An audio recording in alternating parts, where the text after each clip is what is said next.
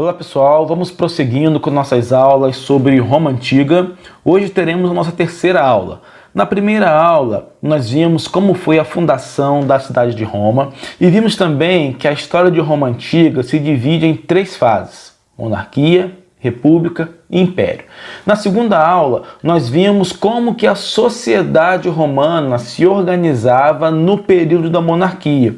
E hoje nós veremos como era a política romana também no período da monarquia. Nos tempos em que Roma era uma monarquia, o rei era a maior autoridade da cidade, mas ele não governava sozinho. Além do rei, havia o Senado, formado pelas principais famílias patrícias. Vimos que os patrícios eram os nobres dentro da sociedade romana.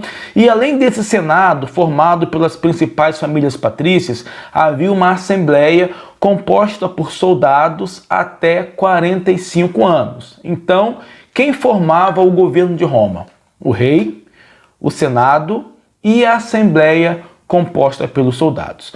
Na Roma Antiga, o cargo de rei não passava de pai para filho, como acontece na maioria das monarquias, mas lá era diferente. Quando um rei morria, o Senado escolhia quem iria sucedê-lo, e a Assembleia dos Soldados se manifestava contra ou a favor. Então, se morresse o rei, o Senado escolheria um novo rei, e a Assembleia dos Soldados aprovaria ou não aquela pessoa para ser o novo rei da cidade. Então, o rei tinha o seu poder limitado pelo Senado e pela Assembleia.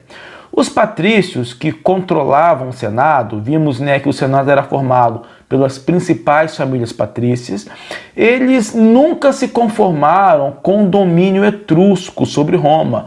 Lembra da primeira aula, quando nós falamos que os etruscos dominaram a cidade de Roma e começaram a governar a cidade, a controlar a monarquia romana. O Senado, os patrícios, nunca se conformaram com isso. E no ano 509 a.C., aproveitando-se do envolvimento dos etruscos em guerras com os povos vizinhos, os patrícios derrubaram o rei etrusco, o rei chamado Tarquínio, e fundaram a República. Então, no ano 509 a.C., se encerra a monarquia em Roma, quando o Senado tira do poder o rei Tarquínio e fundam a República. E aí nós iniciamos a nova fase da história de Roma Antiga. Primeiro, a monarquia e segundo, a República, que já será um assunto para a nossa próxima aula. Então, leiam a apostila e façam um exercício e na próxima semana continuaremos nossos estudos sobre Roma Antiga.